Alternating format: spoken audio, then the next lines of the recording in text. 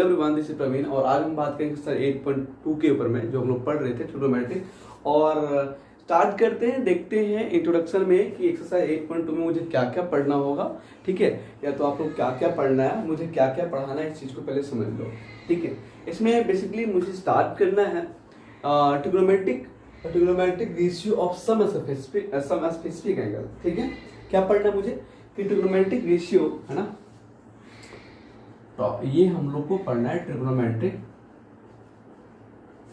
Ratios है ना, ratios of some specific, ठीक है, स्पेसिफिक, ठीक है, एंगल। मतलब ये है कि हम लोगों को ट्रिग्नोमेट्रिक रेशियो के बारे में पढ़ना है। हम लोग क्लास 10 में ट्रिग्नोमेट्रिक रेशियो पढ़ रहे हैं और एक्सरसाइज 8.2 में हमें क्या करना है कि ट्रिग्नोमेट्रिक, वही जो ट्रिग्नोमेट्रिक रेशियो हम लोग पढ़े। ट्रिग्नोमेट्रिक रेशियो कहने का मतलब आपको बताया था मैंने, ये 6 भाग में रहेगा है ना, ये 6 में हो गए। और कौन कौन होगा आप बहुत अच्छे जानते हो, जैसे कि साइन जानते हो, कॉस होगा, टैन होगा, स्कॉट होगा, सेक होगा और कॉसिक होगा। ठीक है, ये जानते हो आप लोग। ट्रिग्नोमेट्रिक रेशियो के बारे में हम लोग को पढ़ना है और उसके सम स्पेसिफिक एंगल कहने का मतलब ये हुआ कि कुछ एंगल के बारे में। ठीक है, और कौन कौन सा स्पेसिफिक एंगल के बारे में पढ़ना है। जैसे एंगल देखो, एंगल सम स्पेसिफिक एंगल क्यों बोला है, पहले इस बात को समझो। क्या होता है ना, एंगल तो आपको पता है कि 0 से लेकर 0 डिग्री से स्टार्ट, और आप कुछ भी बोलते हो, आप एंगल बोलते हो ना, है ना। 360 डिग्री आप कंप्लीट एंगल तक जानते हो, 360, और इससे आगे भी एंगल हो सकता है, होता भी है। ठीक है, तो बेसिकली आप कंप्लीट, आप लोग जानते हो क्या कि एक रिवॉल्यूशन इक्वल टू 360 है ना। तो यार सिंपल जानते हो क्या कि 0 डिग्री से कहाँ था, टोटल कितना 360। चलो इतना ही याद रखो। लेकिन मुझे यहाँ पे आपको पढ़ाना है या तो आपको पढ़ना है क्लास 10 में सम स्पेसिफिक एंगल कहने का मतलब यही सब, इसी सब ट्रिग्नोमेट्रिक रेशियो का किस पे वैल्यू हमें याद करना है। तो एक पढ़ना है 0 डिग्री पे, एक पढ़ना है 30 डिग्री का, एक पढ़ना है 45 डिग्री का, एक पढ़ना है 60 डिग्री का और एक पढ़ना है 90 डिग्री का।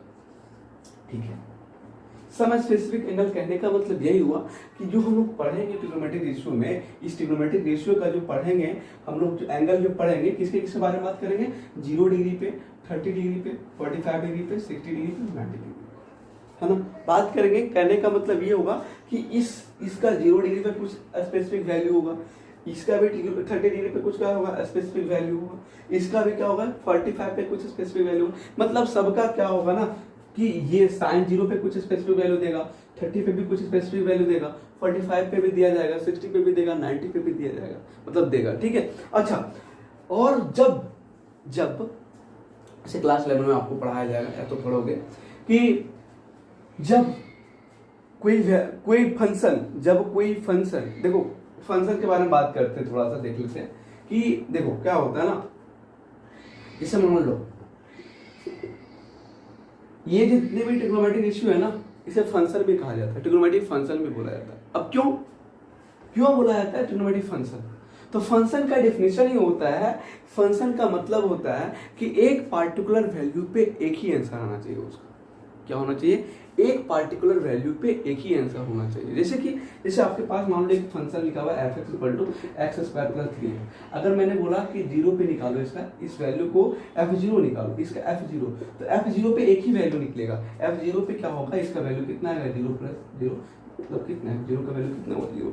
f1 पे भी क्या होगा, एक स्पेसिफिक वैल्यू आएगा, f1 पे भी क्या आएगा, एक स्पेसिफिक वैल्यू आएगा, है ना। तो कहने का मतलब, फंक्शन का मतलब ये होता है कि अगर एक पार्टिकुलर वैल्यू पे एक स्पेसिफिक वैल्यू आ गया तो हमारा फंक्शन होगा, और अगर वैसा वैल्यू नहीं आएगा तो हम बोलेंगे वो फंक्शन नहीं है। तो यहाँ पे भी क्या होता है, जितने भी ट्रिग्नोमेट्रिक रेशियो है वो क्या होता है, फंक्शन कहलाता है। इसलिए फंक्शन कहलाता है क्योंकि एक पार्टिकुलर वैल्यू पे, एक पार्टिकुलर जो भी हम यहाँ पे रखते हैं, तो वहाँ पे क्या होता है, एक स्पेसिफिक वैल्यू देता है। ठीक है, ये समझ में आएगा आपको, आगे समझ में आ जाएगा पूरा अच्छे से। ठीक है, अब देखिए, हाँ, अब बात करेंगे इनके कुछ एंगल के बारे में, और इस कुछ एंगल मतलब ये स्पेसिफिक एंगल, इसके ऊपर में बात करेंगे। ठीक है, ध्यान रखिएगा।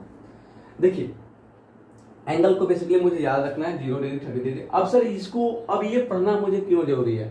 अब बात आती है कि सर अभी तो मेरा जिंदगी ठीक चल रहा था, सर 8.1 बना लिए, लेकिन आगे जाके ये आप बीच में टांग अड़ा रहे हैं, क्या है ये, क्यों पढ़ते हैं इसका।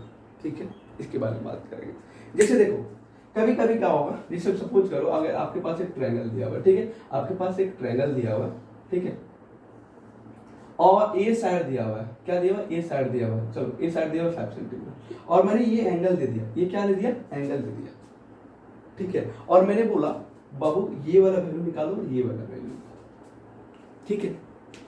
अब तुम्हारे पास क्या है, अभी कुछ देर पहले या तो कुछ मतलब जब हम लोग पिछले क्लास में पढ़े थे तो वहां पे क्या हो रहा था कि दो साइड दिया हो रहता था और उसका वैल्यू निकालना पड़ता था, आपको ट्रिग्नोमेट्रिक रेशियो का वैल्यू निकालना पड़ता था। अब क्या होगा, एक साइड दे देगा और आपके पास एक एंगल दे देगा, एक साइड दे देगा, एक एंगल दे देगा और बोलेगा क्या कि भाई एक साइड दिया और एक एंगल दिया, बोलेगा ये साइड और ये साइड आपको फाइंड आउट करना है। कैसे फाइंड आउट करेंगे, देखो सपोज करो मुझे क्या निकालना होगा, सपोज ये देखो ये 30 है तो ये बेस होगा, आपको पता है ये क्या होगा, हिपोटेन्यूस होगा, ये परपेंडिकुलर होगा, ठीक है। तो अगर बेस में बात करेंगे तो देखो ये परपेंडिकुलर और बेस में अगर मैं बात करूंगा तो tan थीटा का फॉर्मूला होता है ना, पंडित बद्री प्रसाद, आपको पता है ना, हर बोल, ठीक है, हर बोल सोना चांदी तोल, ठीक है। तो tan में जाएगा पंडित और कौन p बाई b जाता है इसमें, तो हम कर सकते हैं ना कि tan 30 जो वैल्यू होगा वो क्या लिख सकते हैं, 5 बाई b लिख सकते हैं। आई होप क्लियर हो, क्योंकि perpendicular by base, tan theta का वैल्यू कितना, परपेंडिकुलर बाई बेस है ना, तो tan 30 का वैल्यू अब देखो क्या होगा ना, tan 30 का वैल्यू कितना लिखेंगे, 5 बाई b लिखेंगे। अब 30 का कुछ वैल्यू होता है, 30 का वैल्यू होता है 1/√3, हम आगे आपको पढ़ाएंगे, ठीक है।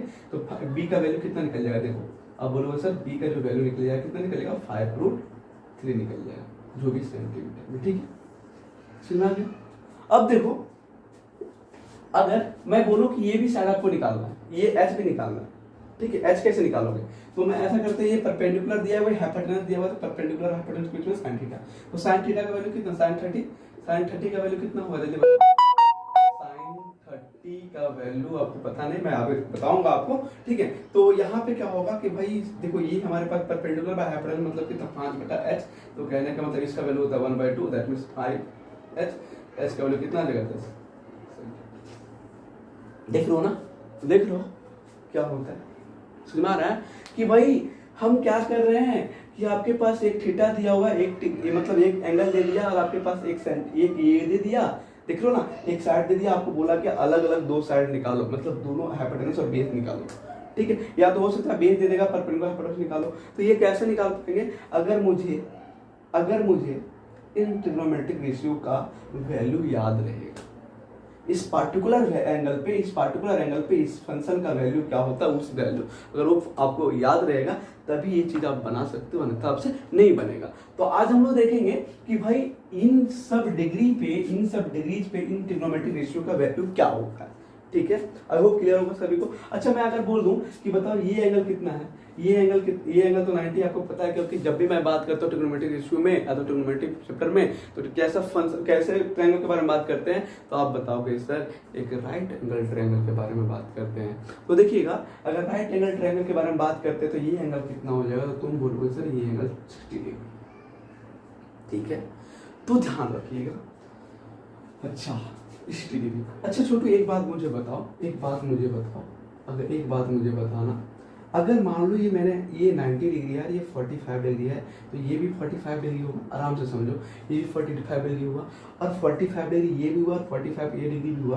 तो कहने मतलब अब एक चीज क्लास 9 में आप लोग पढ़े हो कि भाई अगर दो एंगल बराबर है तो उनके अपोजिट साइड भी क्या होंगे, इक्वल होगा। तो कहने का मतलब ये वाला भी और ये वाला भी क्या होगा, बराबर होगा, मतलब परपेंडिकुलर और बेस का होगा, बराबर होगा, ठीक है। ये तभी होगा ना, कहने का मतलब ये होगा जैसे मान लो ए है, बी है, सी है, अगर ये 45 डिग्री हो गया तो ये अपने आप 45 डिग्री होगा। क्यों बाबू पता है, क्योंकि सभी एंगल का सम कितना 180, तो ये 90 तो ये 45, तो ये अपने आप 45 हो जाएगा, ठीक है। आगे देखो, तो देखो ये क्या होगा कि ए बी और बी सी भी क्या होगा, इक्वल होगा, ए बी और बी सी इक्वल होगा, कब, जब हमारे पास ये एंगल कितना हो 45 डिग्री हो तब, ठीक है। इस बात को ध्यान रखिएगा, कान खोल के अभी में डाल दो दिमाग में कि अगर हमारे पास 45 हो गया, तो कहने का मतलब ये हुआ कि अगर तुम्हारे पास ये 5 सेंटीमीटर है तो ये आंख बंद के ये भी कितना होगा, 5 सेंटीमीटर होगा। नहीं समझ में आया होगा, कैसे देखो बताते हैं। तो tan 30 का वैल्यू tan 45 निकालेंगे, tan 45 का मतलब परपेंडिकुलर बाय बेस कितना आएगा, 5 बटा कितना b, 45 का वैल्यू होता है 1, कितना होगा 5 बटा b, मतलब b का वैल्यू कितना आएगा 5। देख लो ना, ये आपके मैं बताऊंगा कितना tan 45 का वैल्यू इतना क्यों होता है, कैसे होता है मैं बताऊंगा अभी, ठीक है। आइए हम देखते हैं ट्रिग्नोमेट्रिक रेशियो का कुछ सम स्पेसिफिक एंगल, उसके बारे में बात करते हैं, ठीक है, उस एंगल पे बात करते हैं। आइए स्टार्ट करते हैं। अब पढ़ लिए हम लोग क्यों पढ़ रहे हैं, इसका यूज क्यों, मतलब ये जो है इसको क्यों पढ़ रहे हैं, ठीक है। इसमें क्या करते हैं, सबसे पहले हम मेन फंक्शन जो आपको बताते हैं। मेन फंक्शन कौन कौन है, आपके पास 3 मेन फंक्शन है ना। 3 मेन फंक्शन कौन कौन है भाई, साइन है, कॉस है, टेन है।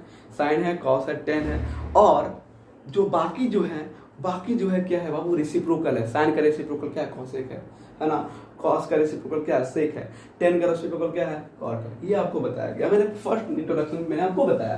तो आपको मेन 3 याद रखना है, बाकी 3 अपने आप याद हो जाएगा, टेंशन ना लो, ठीक है।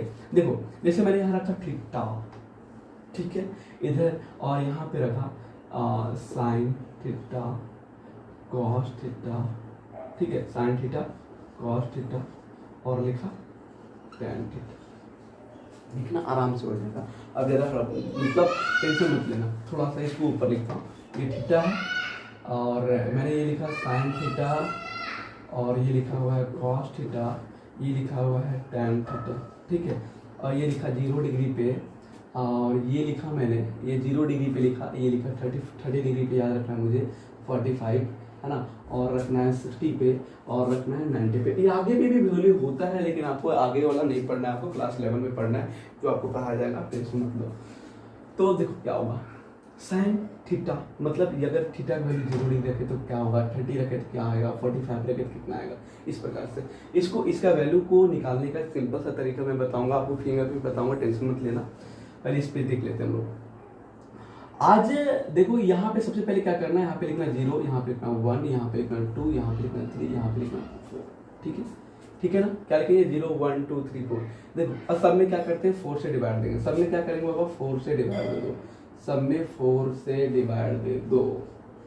अब सब पे रूट लगाओ, सब पे क्या लगा, रूट लगाओ, सब पे रूट लगाओ। तो ये जो वैल्यू आएगा देखना,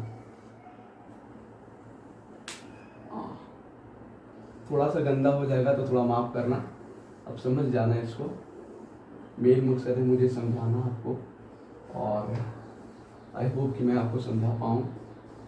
देखो देखिएगा, ये 0/4 है ना। 0/4 कितना होगा बाबू, पता है आपको, 0 होता है, कितना होता है 0। 1 का स्क्वायर रूट मतलब कितना आएगा, 1 ही होगा। 4 का कितना होगा, 2 होगा, तो 1/2 होगा। इसका कितना होगा, तो आपको बताओगे, आप बताओगे 2 1 जा 2 2 जा, दैट मींस 1 का कितना निकलेगा सर, 1 निकलेगा, और 2 का कितना निकलेगा, √2 निकलेगा, है ना, क्योंकि 2 का होता नहीं है। 3 नहीं निकलेगा। अच्छा ये देखो, इसको मैं थोड़ा सा इसको ऐसा लिखता हूँ ताकि मेरे पास जगह बच जाए, तो ये कितना है, 3/4 है। तो 3 को कितना, 3 नहीं निकलेगा, है ना, वो ऐसा रहेगा। 4 को कितना निकलेगा, 2, ये कट जाएगा, कितना बचेगा, 1। इसका वैल्यू कितना निकल गया, 1। तो कहने का मतलब ये हुआ कि साइन 0 का वैल्यू 0 हुआ, साइन 30 का वैल्यू 1/2, 45 का 1/2, 60 का वैल्यू कितना, √3/2, 90 का वैल्यू कितना, 1। आई होप क्लियर होगा सभी को, ठीक है। क्या करना है, सबसे पहले आपको क्या करना है, 0 1 2 3 4 लिखना है। सब में क्या करना है, डिवाइड करना है 4 से। सब में क्या लगाना है, रूट लगाना है। रूट लगाने के बाद देखो ये 0/4 मतलब 0 निकलेगा, आपको पता है। रूट अंडर 0 मतलब कितना, 0। 1/4, 1 का कितना निकला, 1, और 4 का कितना निकला, 2। अब 2/4 था, इसको काट दिया, 1 2 1 जा 2 2 जा 4, काट दिया मैंने, तो कितना निकला, 1 का निकला 1, और √2 है ना, तो √2 ही निकलेगा। √3/4 है ना, सॉरी 3/4 है, तो 3 का वैल्यू कितना आएगा आपको पता है, √3, और कितना ये 4 का हो गया 2, ठीक है। ये 4 से 4 कट जाएगा, कितना बचेगा, 1, ठीक। वो पता चल गया कि सर साइन, अगर मैं बात करूं साइन का वैल्यू आपको, तो साइन का वैल्यू आपको पता हो गया, ठीक है। ये आपको मैंने, ये देखो आपको याद रखना है, ये वाला चीज आपको याद रखना है, ये वाला चीज अब ये याद रखना है आपको, वो वाला चीज ये आपको कैलकुलेट करके रखना नहीं है। मैंने आपको बताया, देखो फर्स्ट में क्या होता है ना, फर्स्ट में सबसे पहले क्या होता है कि भाई मुझे ये पता होना चाहिए, अगर मैं, देखो क्या होता है कि अगर मैं एक वैल्यू दे दूं तो आप सारा वैल्यू निकाल लोगे। आप आराम से सारा वैल्यू निकाल सकते हो। अब देखो कैसे क्या करते हैं, देखो अब क्या होता है कि जो cos 90 का वैल्यू होता है, इसको उल्टा लिखो, मतलब इसका उल्टा मतलब जो 90 का है वो 0 पे चला जाएगा, 60 का है वो यहाँ पे आ जाएगा, ठीक है, उल्टा लिखते जाओ। इसका लिखोगे 1/√2, ये लिखो कितना आएगा 1/2, यहाँ पे आ जाओ कितना हो जाएगा 0। तो कहने का मतलब ये हुआ कि जब साइन 0 का वैल्यू होता है वो cos, सुनो, जो साइन 0 का वैल्यू होता है वो cos 90 का वैल्यू होता है। हाँ, साइन 0 का वैल्यू होता है जो cos 90 का वैल्यू होता है, ठीक, ऐसे याद रखना। मतलब ये आप निकालो, इसके बाद ये अपने आप निकल जाएगा। क्या करना है, इसको उल्टा लिख देना है। और आप देखिए अब ये tan थीटा जो है मैंने आपको बताया था, tan थीटा जो होता है वो क्या होता है, sin theta by cos theta. क्या होता है, sin theta by cos theta होता है। देखो तो क्या करेंगे, यहाँ पे 0/1 लिखेंगे। क्या लिखेंगे इसको, 0/1। तो आपको पता है sin थीटा बाई cos मतलब 0/1 कितना है, 2 होगा। ठीक है, अब देखो ये कितना है 1/2। अब देखो ये कितना है 1/2 है, और बाई कितना रहेगा √3/2। तो 2 से 2 कट जाएगा, और कितना बचेगा 1/√3। ठीक है, अब देखिए ये देखो 1/√2 और बाई 1/√2 तो कितना आएगा, देखो तो √2 से √2 कट जाएगा, कितना बचेगा, 2 से कट गया, कितना बचा 1/1। देखो 1/1 मतलब कितना 1। अब देखो ये कितना होगा √3/2 बाई 1/2, तो वैल्यू बताओ कितना आएगा। तो बोलोगे सर √3/1 मतलब √3 है ना। अब 1/0, 1/0 क्या होता है, 1/0 क्या होता है, 1/0 को हम कहते हैं नॉट डिफाइंड। क्या कहते हैं, नॉट डिफाइंड कहते हैं। ठीक है, क्या कहते हैं बाबू, नॉट डिफाइंड। कोई से इनफिनाइट भी कह देगा, कोई से इनफिनाइट भी कह देता है। ठीक है, तो नॉट डिफाइंड आपको याद रखना है। अब ऐसा क्यों होता है, ऐसा क्यों होता है, देखो सिंपल सा मैं बता दूं, एकदम छोटा सा तरीका बताता हूं आपको याद रखने का। देखो मैंने अगर मैंने 4/2 लिखा तो आपको पता है कि अगर मैं इससे मल्टीप्लाई करूं तो ये बंदा आ जाएगा ना। अच्छा देखो मैंने अगर 3/6 लिखा, या तो देखो अगर मैंने बोला 6/2 लिखा तो आपको पता है यहाँ पे 3 और इन दोनों को मल्टीप्लाई करेंगे तो ये वाला बंदा आ जाएगा। ठीक है, लेकिन अब देखो अब क्या होता है ना, 1/0 है। अच्छा दो तरीका बताता हूं मैं यार, यहाँ पे है 0/1। ठीक, ये तो पता है कि 0/1 मतलब कोई भी संख्या में 0 से अगर भागा देंगे, कोई भी संख्या को मतलब 0 से अगर कोई भी संख्या को भागा देंगे, ठीक है, 0 देखो एक चीज और सुनो, मतलब 1/0 कहने का मतलब ये होता है कि 0 से भाग देना है कोई संख्या को, और 0/1 कहने का मतलब होता है 0 को कोई संख्या से भाग दिया मैंने। ठीक है, तो देखो 1/0 क्या होता है, देखो यहाँ पे क्या होता है ना, यहाँ पे देखो मुझे क्या करना है, कोई एक ऐसा नंबर को यहाँ पे क्या करना है, इन दोनों को मल्टीप्लाई मुझे क्या आना चाहिए 1 आना चाहिए। लेकिन यहाँ पे देखो अब यहाँ पे कितना रखे, 0 रखे, 1 रखे, 2 रखे, 3 4 5 क्या रखे हम, मेरे पास नंबर क्या है 0 1 2 3 4 5 6 7 है ना। तो उस नंबर को अगर मैं रखूँ 0 रखेंगे तब भी 0 आएगा, 1 रखेंगे तब भी 0 आएगा, 2 रखेंगे तब भी 0, 3 रखेंगे तब भी 0, 4 भी रखेंगे तब भी 0। तो देखो यहाँ पे क्या होता है कि कोई नंबर मेरे पास डिफाइंड नहीं है कि मैं कौन सा नंबर रखूं, इसलिए हम इसे क्या कहते हैं, अनडिफाइंड कहते हैं। क्या कहते हैं, अनडिफाइंड कहते हैं, या तो कहते हैं नॉट डिफाइंड कहते हैं। क्यों कहते हैं आपको समझ में आ गया कि यहाँ पे मुझे क्या होता है कि नंबर कौन सा रखूं, कि एक किसमें कौन सा मैं नंबर रखूं जिससे क्या होगा 1 मल्टीप्लाई करने के बाद आ जाएगा, तो वो ऐसा नंबर कुछ पता नहीं चलता, इसलिए हम क्या कहते हैं नॉट डिफाइंड कहते हैं। ठीक है, आई होप क्लियर होगा। लिखा होगा नॉट डिफाइंड, कोई ना इसे इनफाइनाइट भी लिखते हैं, क्या लिखते हैं इसको, इनफाइनाइट भी लिखते हैं। ठीक है, तो नॉट डिफाइंड और इनफाइनाइट दोनों अलग अलग चीजें हैं। ठीक है, अलग अलग चीजें हैं। मैं आप कभी क्या करूंगा, एक स्पेशल लेक्चर लाके इनफाइनाइट और नॉट डिफाइंड को एकदम कंप्लीटली समझा दूंगा, लेकिन अभी आप समझ लो कि नॉट डिफाइंड। ठीक है, अच्छा दो चीज और है मेरे पास, दो चीजें और है। ठीक है, कौन कौन है, 3 चीजें और है, निकालना कौन कौन वैल्यूज है भाई। तो सर एक है मेरे पास सेक है, चलो कॉसेक निकाल लेते पहले, नहीं सॉरी tan का कितना होता है, कॉट निकाल लो। ठीक है, कॉट थीटा, और फिर दूसरा निकाल लो किसका भाई, सेक निकाल लो, और फिर निकाल लो किसका, कॉसेक का निकाल लो। ठीक है, एकदम आराम से याद रखना, कुछ तकलीफ नहीं होगा। रेसिप्रोकल कहने का मतलब मैंने बताया था कॉट थीटा जो होता है 1/tan थीटा होता है, 1/tan थीटा। तो 1/tan थीटा कहने का मतलब ये हुआ कि सर कहने का मतलब ये हुआ, जो रेसिप्रोकल का मतलब होता है ना कि जो इसका जो न्यूमरेटर रहेगा वो डिनोमिनेटर बन जाएगा, डिनोमिनेटर जो रहेगा वो न्यूमरेटर बन जाएगा। ठीक है, समझ में आ गया। या देखो मतलब 1/0 हो जाएगा, तो 1/0 कहने का मतलब क्या हो जाएगा, नॉट डिफाइंड वाली बात है ना, वही वाला बात नॉट डिफाइंड। ठीक है, नॉट डिफाइंड कर दो, एनडी लिख दो ना, एनडी लिख देते हैं सिंपल। ठीक है, नॉट डिफाइंड। ये वाला देखो इसमें क्या होगा, मैंने क्या बताया कि जो इसमें रेसिप्रोकल कहने का मतलब होता है कि जो न्यूमरेटर रहेगा वो डिनोमिनेटर, डिनोमिनेटर जो रहेगा वो न्यूमरेटर, मतलब कितना √3/1 मतलब √3, इसका कितना आएगा 1 ही चलेगा, इसका कितना होगा 1/√3 हो जाएगा, क्योंकि इसके नीचे कुछ नहीं तो 1 है तो 1/√3 हो जाएगा। इसमें कितना हो जाएगा, अब देखो कितना हो गया, ये 0/1 तो कितना हो जाएगा, 0 हो जाएगा, 0/1 कितना हो जाएगा 0, है ना। आगे देखो अब सेक वाला जब बात करेंगे तो वैसा ही करो, 1/1 मतलब ये 1, ये कितना 2/√3 है ना, ये कितना √2, ठीक है, ये कितना 2, ये कितना, तो ये बंदा हो जाएगा 1/0, तो यहाँ पे नॉट डिफाइंड एनडी, ठीक है। आगे देखो कॉस सेक में जब बात करेंगे तो 0/1 मतलब यहाँ पे 1/0 हो जाएगा, तो यहाँ पे एनडी हो जाएगा, ठीक है। और देखो ये कितना हो जाएगा 2 हो जाएगा, और ये कितना √2 हो जाएगा, है ना, और ये बंदा कितना होगा 2/√3 होगा, ठीक है 2/√3, और ये बंदा कितना होगा 1 का 1 ही रहेगा, ठीक है। आई होप सभी को क्लियर होगा ये वाला चीज कैसे हुआ। मतलब मुझे क्या करना है, आपको एक चीज याद रखना है, ऊपर वाला ये निकाल लोगे बाकी सब अपने आप निकल जाएगा, ठीक है। कोई तकलीफ किसी को नहीं होनी चाहिए, और आई होप कि कोई बच्चे को प्रॉब्लम नहीं होगा, ठीक है।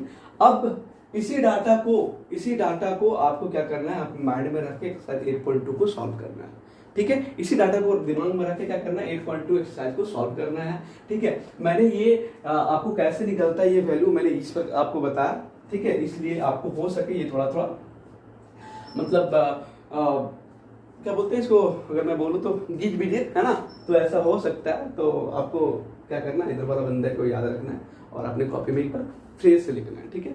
आइए अब ये तो हो गया हमारा, अब इसका यूज करके हम कैसे एक्सरसाइज 8.2 को बनाएंगे इसके ऊपर में बात करते हैं, ठीक है। देखिए तो अब इसको आपको ध्यान रखना है कि साइन 0 का वैल्यू कितना हो गया 0 हो गया, साइन 30 का वैल्यू 1/2, कॉस साइन 45 का वैल्यू 1/√2, 60 का √3/2, इसका कितना 1, ठीक है। याद रखना है आपको, कॉस 0 का वैल्यू क्या करना है, इसको उल्टा दो, है ना, इसको यहाँ पे रख दे, इसको यहाँ पे रख दे, इसको यहाँ पे रख दे, इसको यहाँ पे रख दे। और देखो tan में क्या होता है कि इसमें sin बाय cos मतलब 0/1 कर दो, इसको करेगा तो 2 से 2 कट जाएगा तो 1/√3 बचा, √2 से √2 कट गया तो 1/1 बचा, ये 2 से 2 कट गया तो √3/1 बच गया, और 1/0 मतलब नॉट डिफाइंड हो गया, एनडी हो गया ना। अब देखो कॉर्ड जब करना हो तो अगर ये आपको पता नहीं चल रहा है कि रेसिप्रोकल, तो आप क्या करो, ये बंदा को यहाँ पे लिखो, इस बंदा को यहाँ पे लिखो, इस बंदा को यहाँ पे, इस बंदा को यहाँ पे, इस बंदा को, ठीक है। सेक में अगर आपको नहीं पता चल रहा है तो सेक में क्या करते हैं हम लोग, सेक सिंपल देखो, सेक में आपको उल्टा करना पड़ेगा, जो भी न्यूमरेटर अगर डिनोमिनेटर करना पड़ेगा, जो डिनोमिनेटर होगा न्यूमरेटर करना पड़ेगा, ठीक है। तो 1/1 हो गया, 2/√3 √2, और यहाँ पे 2 और यहाँ पे कितना नॉट डिफाइंड, है ना, क्या हो जाएगा नॉट डिफाइंड हो जाएगा। अब इसी को उल्टा दो,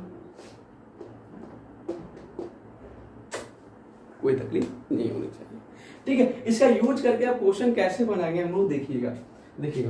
अच्छा, इस पूरे टेबल को देखने के बाद आपको एक चीज पता तो चल गया होगा कि सर साइन 0 का जो वैल्यू होता है, देखिएगा मैं यहाँ पे लिखवा देता हूँ कि इस चीज को देखने के बाद आपको एक चीज तो पता चल गया होगा कि सर साइन 0 का वैल्यू देखो, जैसे जैसे थीटा बढ़ रहा है तो वैल्यू भी क्या हो रहा है, इंक्रीज करते जा रहा है, ठीक है। तो कहने का मतलब साइन थीटा जो होता है वो इंक्रीज करता है जैसे जैसे थीटा को बढ़ाते हैं।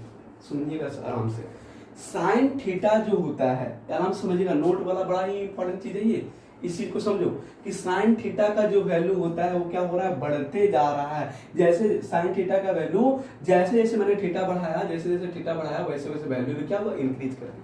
पहले से ना क्या हुआ। दूसरा चीज में देखो, कॉस में मैं यहाँ पे आपको दिख रहा होगा कि क्या हो रहा है भाई, 1 से 0 में जा रहा है, तो कहने का मतलब ये हुआ कि सर कॉस थीटा में जैसे जैसे थीटा बढ़ा रहे हैं, जैसे देखो इसका वैल्यू डिक्रीज होता है, कब, जैसे जैसे थीटा को बढ़ाते हैं, समझिए, जैसे जैसे थीटा बढ़ाया साइन थीटा का वैल्यू बढ़ने लगा, है ना, साइन का वैल्यू बढ़ने लगा, और जैसे थीटा बढ़ाया कॉस का वैल्यू क्या हुआ, गिरने लगा। tan में क्या हुआ, tan में आपको नजर आता होगा ये भी वैल्यू क्या हो रहा है, बढ़ रहा है, पहले में 0 है फिर 1 हो गया, इस प्रकार से बढ़ते जा रहा है। तो tan में क्या चला आपके पास, देखो तो tan थीटा का वैल्यू, कि सर थीटा का वैल्यू मतलब tan थीटा का वैल्यू बढ़ रहा है, कब, जब थीटा भी बढ़ रहा है। इस चीज को आपको ध्यान रखना है, बहुत इंपॉर्टेंट, ठीक है। ये 3 चीज बहुत ही छोटा मैंने लिखा, लेकिन इस चीज को आपको ध्यान रखना है कि as theta increases sine theta will also increase, है ना, the value of sine theta will also increase, और एज थीटा इंक्रीज, सुनिएगा, as theta increase the value of cos theta will be, है ना, सिंपल डिक्रीज होगा। अच्छा, एक चीज और समझो, इस पूरी चीज को समझने के बारे में ये भी आपको समझना है कि सर अगर इंक्रीज कर, साइन थीटा का वैल्यू अगर इंक्रीज कर रहा है तो उसका वैल्यू भी क्या, मतलब थीटा का वैल्यू अगर इंक्रीज कर रहे हैं तो साइन का वैल्यू भी बढ़ रहा है, अगर डिक्रीज करेंगे तो वैल्यू डिक्रीज भी करेगा, ठीक है। और इसमें जैसे डिक्रीज करेंगे तो इसका वैल्यू अप करेगा, अगर डिक्रीज करेंगे तो ये अप करेगा, इसमें डिक्रीज करेंगे तो ये भी डिक्रीज करेगा। इस चीज को आपको ध्यान रखना है, ठीक है, कोई तकलीफ नहीं होनी चाहिए। अब बात करते हैं इसमें क्वेश्चन किस प्रकार से आएंगे, उसको देख लीजिए, ठीक है। इसमें क्वेश्चन कैसे आएंगे,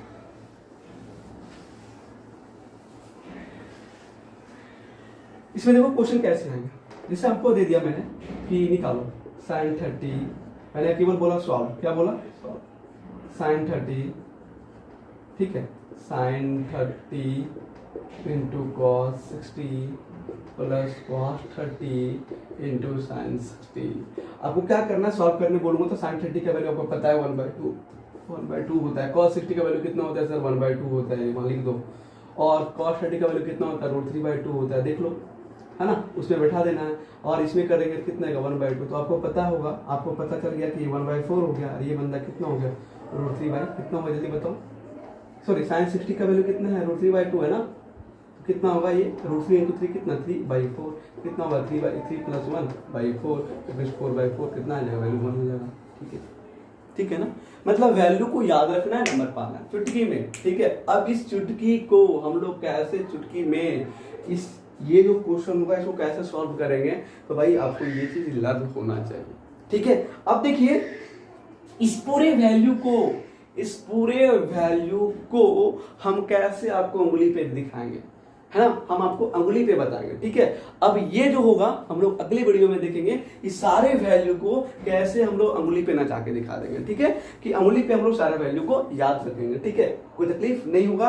आप एक बार देखते रहना वीडियो को। और दूसरा क्वेश्चन इस प्रकार में मैं बताता हूँ आपके पास, अगर मान लो कि ये मैंने बोला कि sin a + b = लिखा हुआ है 1, और मैंने बोला फाइंड a + b = मतलब a + b का वैल्यू निकालना। मैंने क्या निकालना बोला, a + b का वैल्यू। तो देखो तुमको पता है क्या बाबा कि sin a + b = 1 दिया हुआ है, तो 1 किसका वैल्यू होता है, तुम बताओगे सर 90 का वैल्यू होता है। मतलब यहाँ पे क्या लिखना पड़ेगा आपको, a + b का वैल्यू sin मतलब 90, ठीक है। इस पर लिख दिया मैंने, इसको 1 को 90 में तो लिख सकता हूँ। तो sin से sin कट जाता है, sin से sin क्या होता है, कट जाता है। a + का b का वैल्यू कितना आ जाएगा, 90। लेकिन इस बात को मेरे ध्यान रखना भाई कि sin से sin को काट के दिखाते नहीं है, sin से sin को काट के हम दिखाएंगे नहीं, ठीक है। सिंपल सा a + b का वैल्यू कितना आएगा, हम यहाँ पे अपने आप ये उड़ जाता है, आपको काटने का जरूरत नहीं भाई, नमक छिड़कने की जरूरत है ही नहीं, अपने जल के मर जाएगा वो, है ना। देखा, उसको देखने के बाद ही मर जाएगा वो, ठीक है, उसको देखने के बाद अपना आदमी मिल गया, मर गया, ठीक है। तो ध्यान रखो, sin से sin कट जाएगा, a + b का वैल्यू कितना गया, 90। कोई तकलीफ नहीं होनी चाहिए। और देखिए अगर तकलीफ होगा तो जरूर बताना कमेंट सेक्शन में बाबा, ठीक है, कमेंट सेक्शन में जरूर बताना, ताकि मैं आपका कमेंट को देख के और आपकी जितने भी प्रॉब्लम उसको मतलब दूर कर पाऊंगा, ठीक है। और देखिए इसी के साथ आपका एक्सरसाइज 8.2 आप कंप्लीट बना सकते हो। मिलते हैं अगले वीडियो में, कैसे हम लोग उंगली पे सारे वैल्यू को याद रखेंगे, ठीक है। Bye bye, take care.